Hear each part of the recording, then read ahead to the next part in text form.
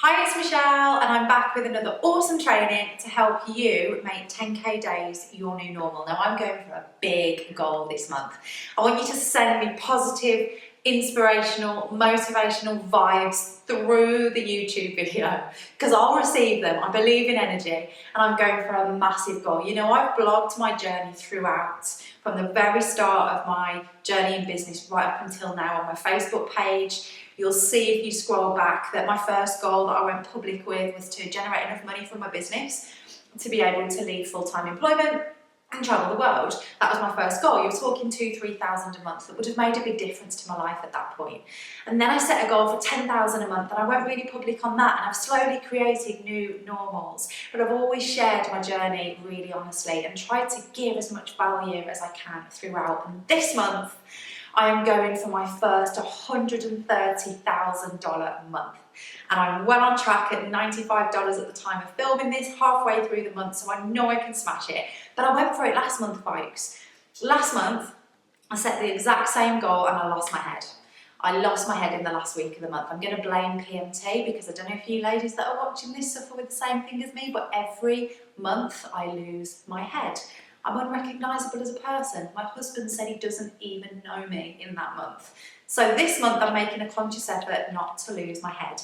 And I believe I can do this. So send me loads of positive and emotional, inspiring thoughts throughout the next few weeks, because I believe that if we all focus on it, it can absolutely happen, not just for me, but I know that it can happen for you too. And that's why I bring you these trainings, because I want to make a difference to 1 million women's lives. I have a book where I track names of everybody that I've coached, everybody that reaches out to me and says to me, Michelle, you've made a difference in my life. You've made it more possible for me to achieve my next level of success. And when I hear from you, your name goes in the book. So help me reach 1 million women by sharing this YouTube video and also reaching out and giving me your name if I've impacted you in any way, no matter how small, so your name can go in the book. Now, today, I want to talk to you about a topic that's very emotive.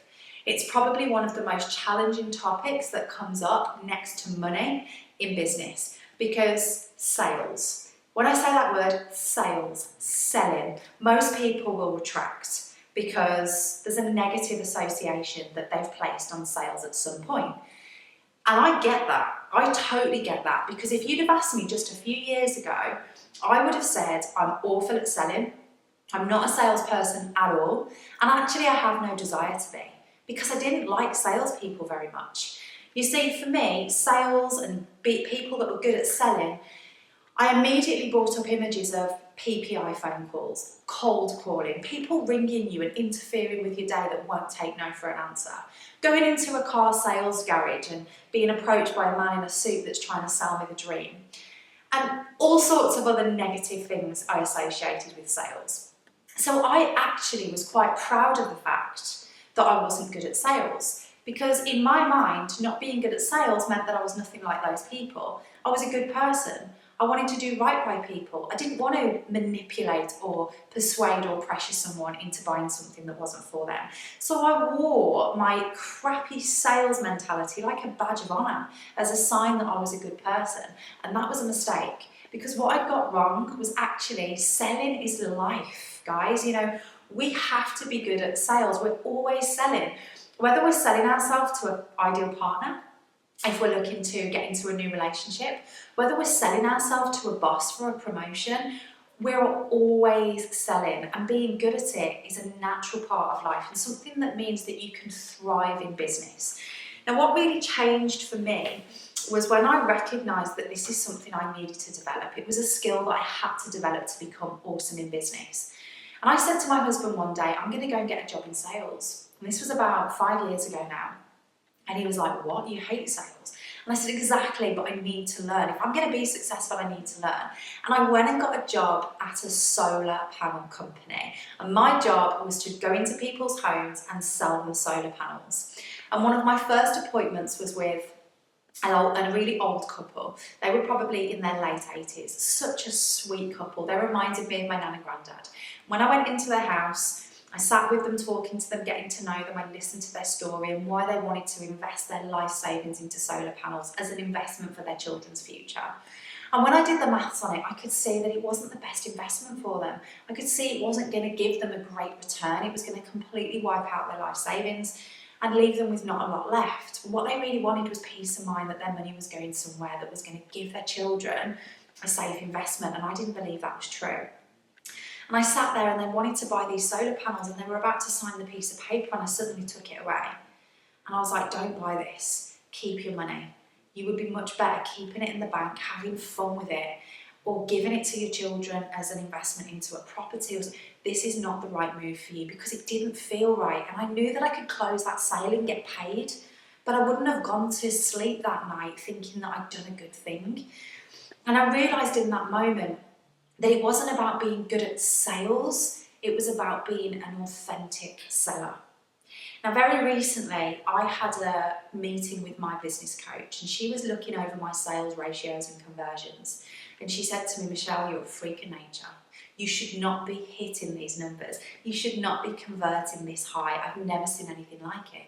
And I want to share with you today how I've gone from hating sales and not being good at it to a freak of nature by following this 5 really easy process, 5-step system, so that you too can become a freak of nature and sell in alignment with who you are and your values and morals, and it comes from an authentic, good place, and still be a good human and have your morals intact, but be an awesome salesperson. So number 1, the first thing you need to do is accept the fact that you need to get good at sales. You just have to accept it. It's not okay to say, I'm just not good at it and I'll never be good at it. It's not okay to say, I'm not one of those people, I'm not confident enough, I'm not pretty enough, I'm not this, I'm not that. That attitude has to change first above everything else, because we are not good at anything until we learn. We're all born as little babies knowing nothing, right? We don't know how to do anything. Unless you came out of the womb walked around the bed to your mum and went, pleased to meet you, then I'm sorry, but you were just like me and you had to learn everything, even how to walk and talk. But what you didn't do as a baby was take a few steps and then just fall on the floor and go, that's it, I'm not getting back up, I'll just crawl for the rest of your life. We don't see humans crawling around because they couldn't be asked how to learn to walk. Because as a baby, we have a growth mentality.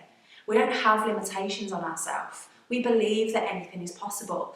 It's only when we get older and we start believing something else that we start placing limitations on ourselves and telling ourselves that we can't do something.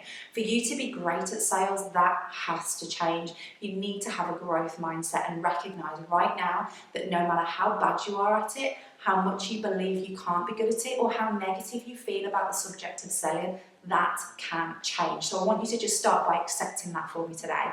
Accept that you can learn, accept that you can be awesome. And accept the fact that if you're like me and you don't feel that you have a natural ability in sales, you're not a natural hard seller, you have an advantage. You have an advantage because you're just like me. And not being a hard salesperson and being authentic is what makes me great at sales, and it's what will make you great too. If you are a natural salesperson and you're a bit of a, come and buy my shit sort of person naturally, and you find it easy to persuade and convince and you've been in sales all of your life, then we've got some retraining to do.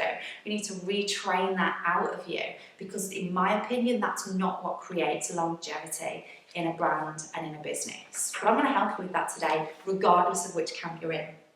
Number 2, never pursue, never convince, and never pressure or push someone into a sale. This is like sales basic 101. Regardless of what you've been trained to do in any business or career that you've had, I can tell you categorically that that is not the way forward. Great sales is about being confident in your value and what you have to offer, and being able to articulate that to the right person at the right time. That's great selling. That's a great salesperson. It's being grounded in the belief that what you offer people is going to provide them with a solution to their problem. You believe in that wholeheartedly, 100%, and being able to communicate that with confidence and belief to the person that you're talking to. Now that comes from you believing in what you do. If you don't believe right now in what you do, what you sell, what you offer, you haven't got a cat in hell's chance of getting somebody else to believe in it. So working on the belief comes first. And there's a few ways you can do that. If you're a coach and you're thinking, God, can I really offer anything of value? Who am I to think that I can teach people things? I want you to go back and recognise how far you've come for a moment. Because the people you're going to be helping are behind you on that journey, and you only need to be one step ahead. Think about all of the books you've read. Think about all of the trainings you've been on. Think about the person you had to become to get you to where you are now. Think about who you were 5 years ago and who you are today and how much you've grown. Your job is to help people that are further behind you to catch up to where you are, and you have the ability to do that. How many books have you spent time reading, seminars you've spent time attending, notes that you've taken, struggles you've been through? That's what makes you and your experience valuable, and you need to be grounded in that fact when you're speaking to people. Now, if you're selling a product that you don't love, you wouldn't use yourself, and you're not passionate about, then it's time to change, because you will never master this stuff without that attitude and that belief that sits behind it. You know, when I'm talking to somebody that's about to become a client of mine, and I look them in the eye and I say to them, this program with my help is going to change your business. I say that because I believe it. And if I didn't believe it, I wouldn't say it. And if I'm not certain that they're going to get the change they want, then I won't tell them they will. And that leads me on to point 3. Don't try and fit a square peg in a round hole. If you're talking to somebody and you can hear that they're not your ideal client, then let it go. Tell them no. Great sales is about being comfortable saying no as much as it is about being comfortable telling somebody what you can offer them. Because our reputation is our biggest sales tactic. I know that everybody I coach, everybody I work with goes on to become a success story and get the change they're looking for. And because of that, they share that success, they tell people, which means I get referrals, and everybody I touch is a success story. And that's the biggest sales tactic that you will ever have. But if you take on the wrong client, or you try and make the wrong product or wrong service fit somebody, then you're doing them a disservice, but you're doing your business a disservice. You know, we can push and persuade and convince and sell things that aren't right for somebody, but they're not coming back, and they're not going to have a great experience, which means the longevity of your brand is then put into question. You know, you can be great at sales by pushing and convincing and earn money quite quickly, but it won't last. In my opinion, that's not what creates longevity in a strong business, a strong brand with a strong reputation. To do that, we have to do right by people. It's about recognising that if we look after people, the business follows. I am quite happy to turn down the wrong client if I think they're not ready for what I offer, or if I think I'm not the best person to help them. I would rather turn them down, go to bed at night, put my head on the pillow and know that I've done right by somebody, and that my business will take care of itself if I just continue to do that. And it always does. I think energetically we then call in the clients that are right for us. But if we keep servicing the clients that are wrong for us, then more of that keeps showing up. You end up questioning yourself. You end up questioning your own brand and your own service, and then your belief drops, which takes us back to point 2. So actually servicing the wrong client and trying to fit that square peg in the round hole, it hinders your ability to get success in the future, because it makes you begin to question everything.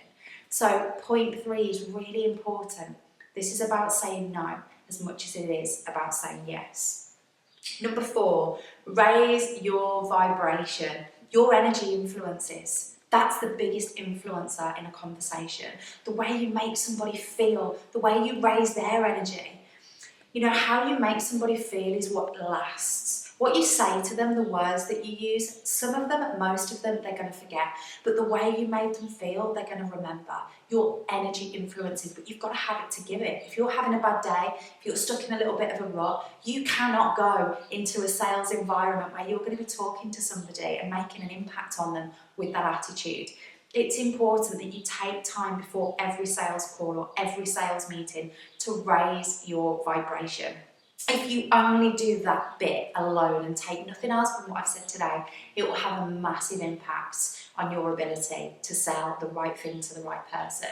Now, the things that get your vibration rising are different for everybody. For me, I might jump in the pool and have a quick swim before a sales call, because for some reason, getting that full immersion of water wakes me up. It makes me feel alive. It makes me feel positive. You might want to blast your favourite, most uplifting music and just dance around like no one's watching. Have a bit of a dance party. It's another way to shift your vibration fast.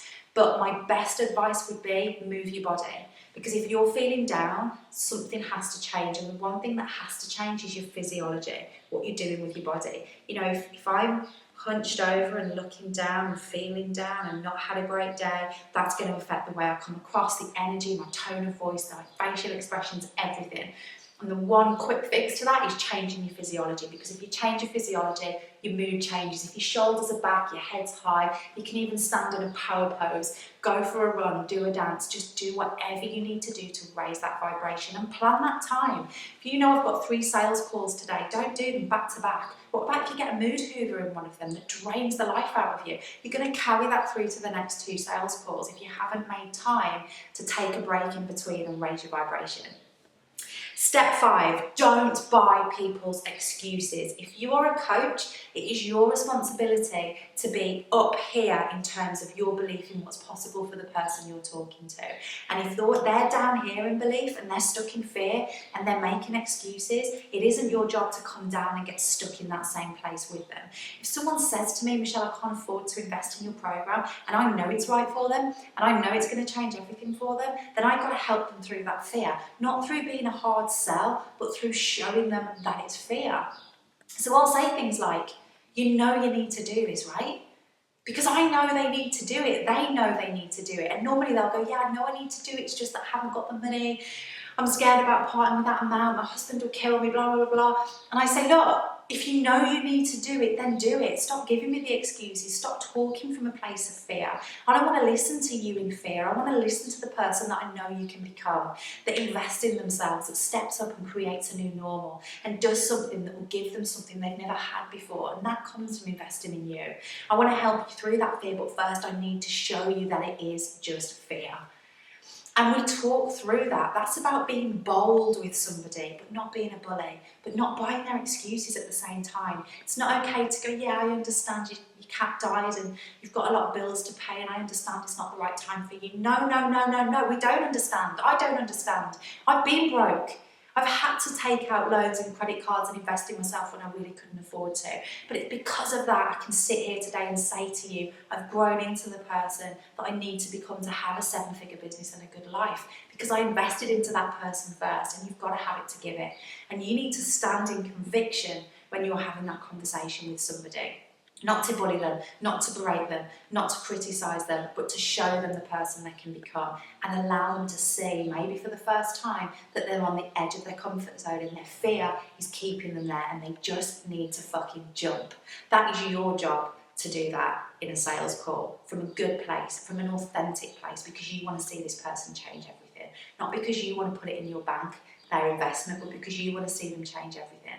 And you know, I know when I'm talking to somebody, it's their life that's going to change as a result of doing this program or a coaching program with me, not mine. My life doesn't change at all, because if it's not them, it'll be somebody else. Sure, I get to work with another amazing lady, but I'm going to get that anyway. It's just going to be someone else, not them. But their life is going to change exponentially if they decide to work with me. And you need to be that certain. And you need to articulate that point when you're talking to a potential client. And that is my 5 steps to becoming a freak of nature that can sell authentically. And don't forget, reach out and tell me if you want to be in my book of 1 million ladies that I've changed their life in some way, even if just a little bit. I've made it more possible for you to have, be and create whatever you wanted. And I want to hear from you. So you can always pop a message below this video, reach out on Facebook, or even visit my website, michellestonhill.com. Mwah!